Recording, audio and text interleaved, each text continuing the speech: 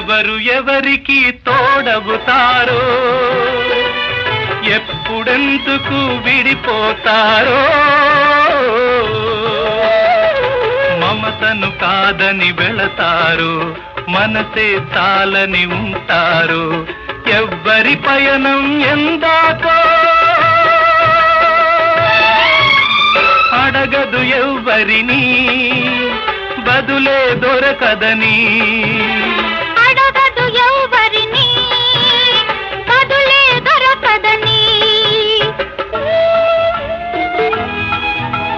కడుపు తీపికి రుజువేముంది, అంతకు మించిన నిజమేముంది.